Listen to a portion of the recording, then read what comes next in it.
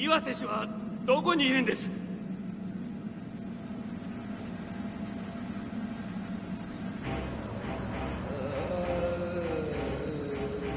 岩瀬氏の無事を確認できない限り会社側としては交渉に応じられない。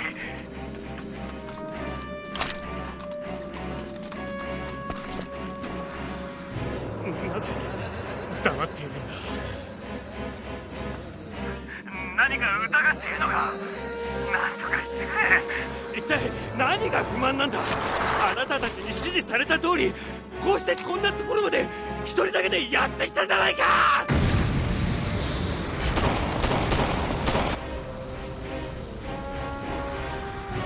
一人で来いと言った。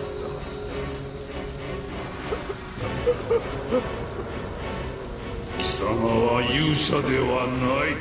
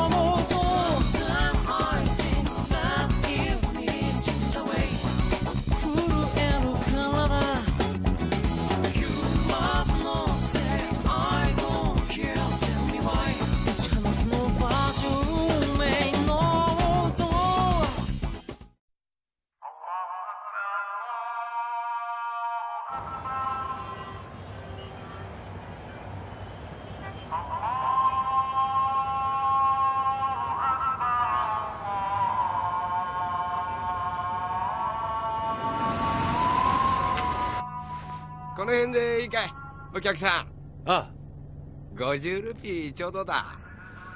ありがとうよ。アザンが聞こえますね。よく知ってんね、お客さん。ようこそパキスタンへ。ありがとお客さん、観光なのかい？う。いや、交渉に来たんだ。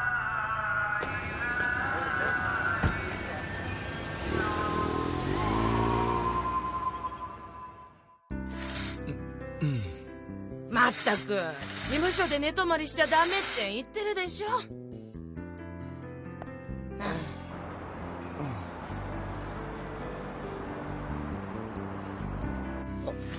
あれ、管理人さん、おはようございます。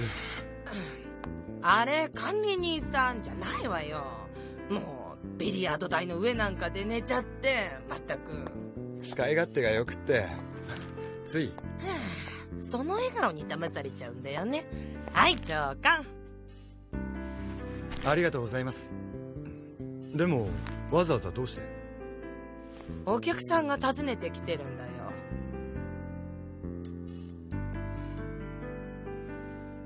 別府優吾さん。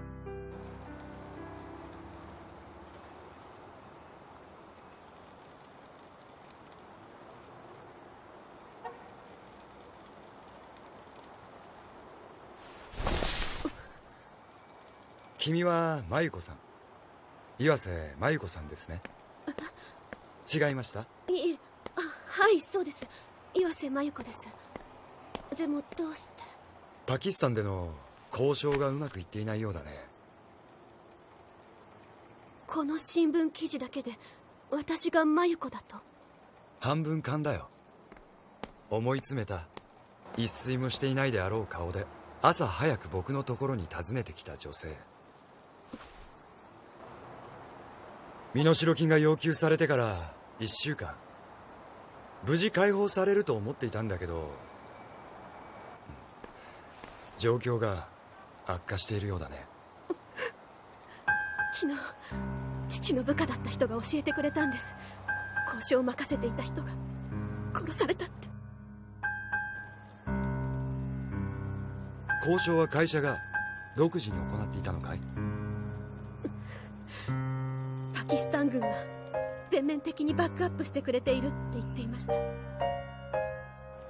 から絶対大丈夫だって、父は必ず解放されるからって、そう言っていたの。会社側はこれからどうするって？最善を尽くすから安心して待ちなさいとだけ。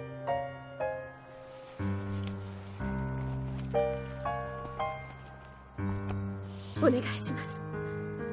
父を助けてください。真由子さん。別府さんのことは取材に来られた新聞記者の方に聞きました。超一流の腕を持つプロの交渉人だと。今まで何人もの誘拐犯と交渉し、全ての案件を成功させてるって。全てじゃない、買いかぶりだよ。でも別府さん、母がいない私にとって父が唯一の身近な肉親なんです。でも父が大変な時、私は何もできない。ただ泣いていることしかできない。これで交渉が打ち切りになったりしたら、父はどうかお願いです。父を助けて。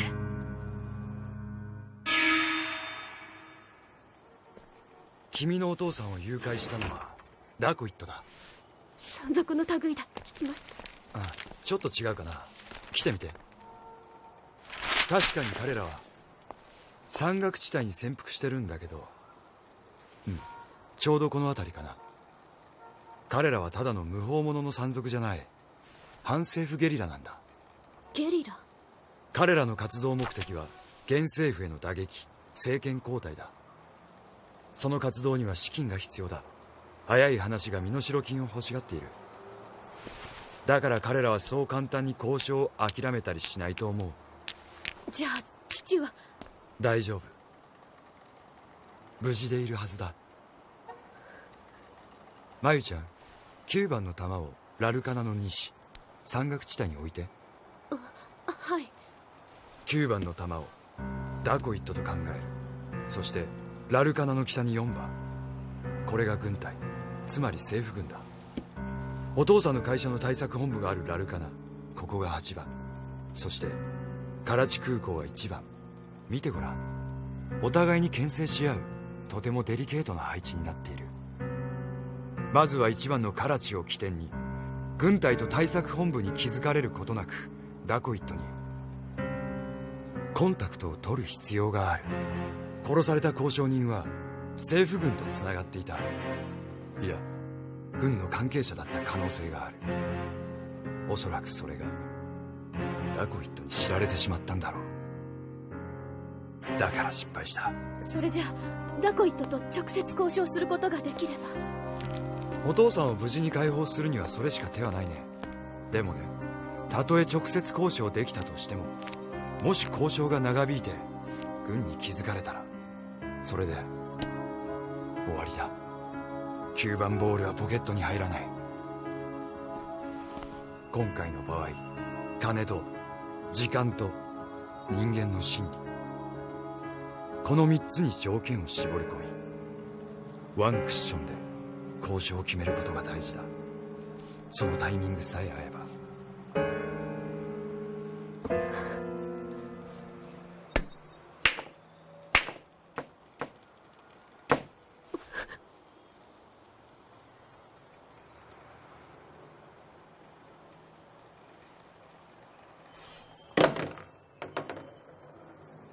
この案件、交渉の余地ありだ。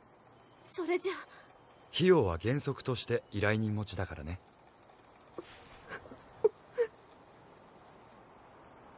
それともう一つ。はい。僕に依頼したことは誰にも伏せていること。いいね。はい。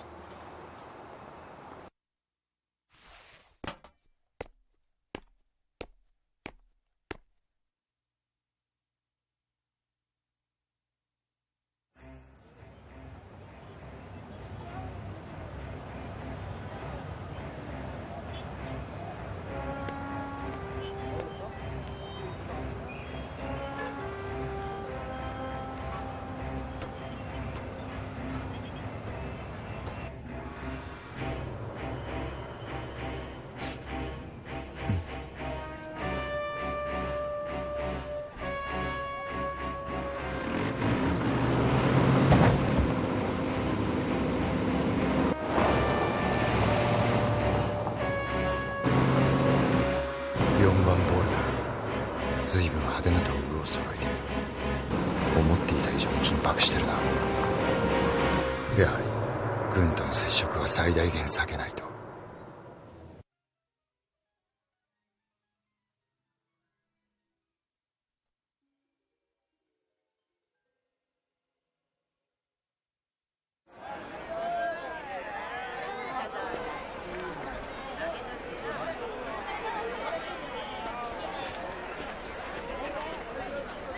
兄さん、買ってけよ。安くしとくぜ。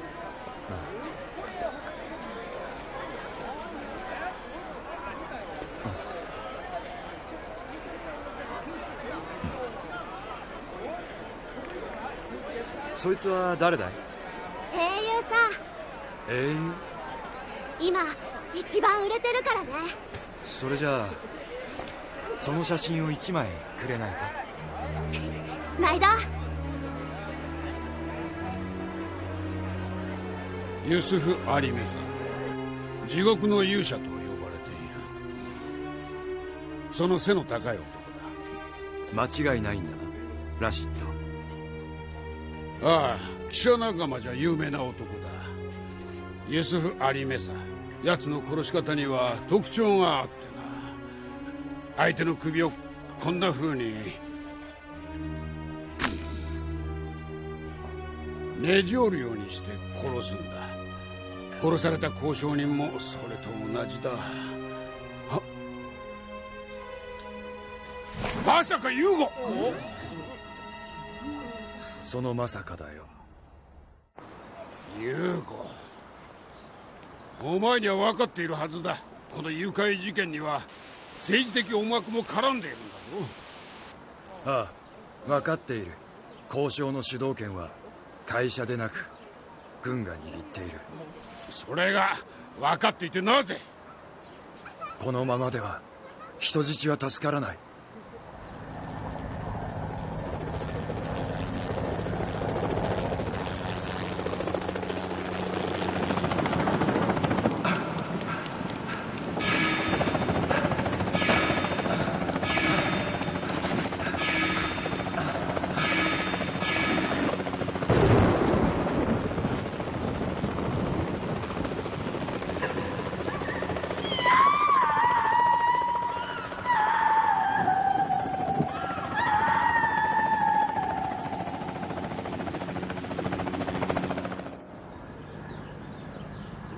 もうあの時の二の舞はごめんだ。昔話してくれた。君の初めての交渉か。その時の状況を話でしか知らないが、 NATO の時はどうだ？君は近くで見ていたな。あの時もそうだった。今回だってそうさ。彼らはただの誘拐犯じゃない。彼らには信仰がある。信仰を持たないお前を彼らが相手にすると思うのか？ラシッド、信仰が問題なんじゃない。信頼だ。軍は彼らと交渉しようなんてみじんも思っちゃいない。逆に身代金の受け渡しを利用してゲリラを壊滅できないか考えてるはずだ。人質の命は二の次さ。まるであの時の再現だ。もう同じ結果を二度も見たくはない。すぐに立つのか。ああ、でもその前にまだ会っておきたい人がいる。久しぶりじゃないか、ユーゴ。はい。今日はどうした？突然。まさかこんな親父のところに遊びに来たわけでもあるまいよ。あ？実は先生にお尋ねしたいことがありまして。ああ、わしにフィールドワークで鍛え抜いた別府ユーゴが何の用だね。闘争心と宗教の関係についてお教え願いたいんです。宗教的熱狂は恐怖心をどこまで減殺できるかを。そんなことお前に分からんわけがなかろうが。信仰は自分の命さえも犠牲にするということはいくつもの実例で知っています。僕が知りたいのは肉体的、つまり怪我や死の苦痛を克服できるのか。克服できるのか？信仰、いや正義の確信と呼んでもいい。それさえ持っていれば何でもできる。肉体的な痛みも死への恐怖も人の意識の問題に過ぎんからな。おう、あったあった。自らの首をナイフで切り落とした男。しかも彼はその首を抱いて歩いたと書いてある。他にもな、火あぶりを受けて全身が灰になってなお祈りを唱え続けたという事例もあるそうだ。ミンツァーの塔。そう。先生は現代でもこれらが事実だとお考えですか？当たり前だ。私にも君にもできることだよ。ただし社会的な背景が重要になってくる。例外なく彼らは時の権力から迫害を受けている。追い詰められたという孤独感と神は我と共にありという熱狂がセットになると痛みさえ覚えない。そうだ。先生、迫害もなく信仰も持たない者は頭に痛みの意識がよぎる。痛みさえ覚えなくなる状況下において自己においての宗教的熱狂は絶対でなければならない。それを他者と比較した瞬間、神秘の力は消滅する。神と自己の同化ですね。絶対的同化だ。危険な交渉のようだな。パキスタンの誘拐事件か何かか。先生、分かっていると思うが、今の話を演出するのは無理だ。死んだ方がマシだという苦痛を味わうことになる。分かっているつもりです。家族に笑顔を取り戻してやれ。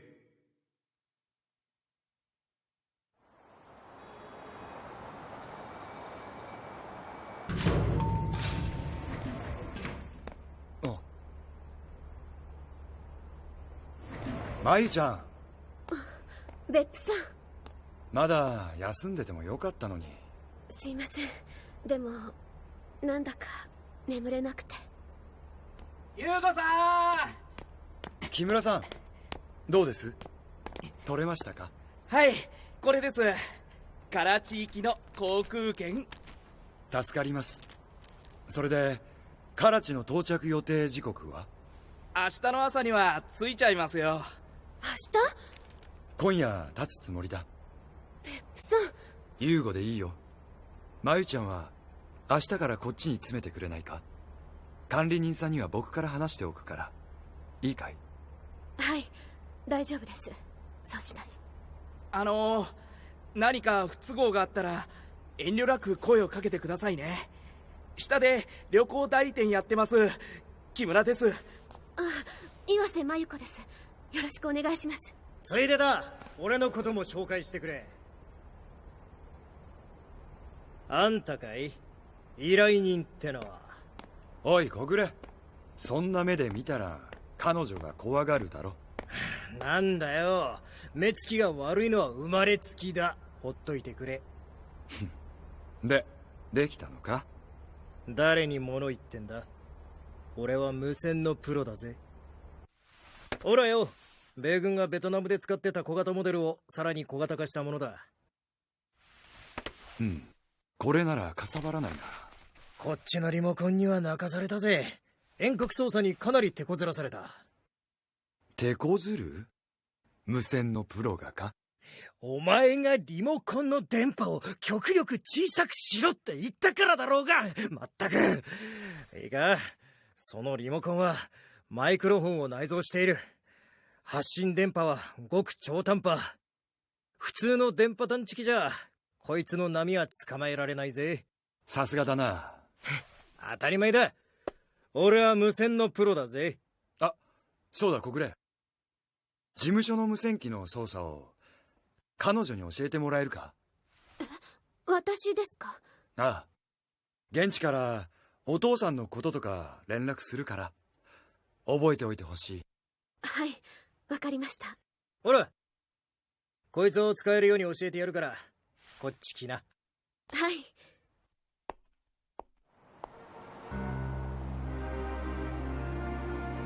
じゃあ明日から頼んだよ。はい、ユーゴさんもどうか気をつけて。僕のことなら大丈夫。小暮さんも本当にいろいろありがとうございました。明日からもよろしくお願いします。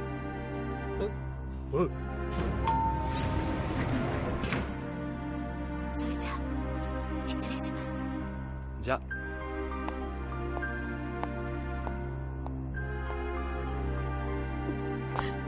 ユーゴさん、父をどうか父を。マユコちゃん、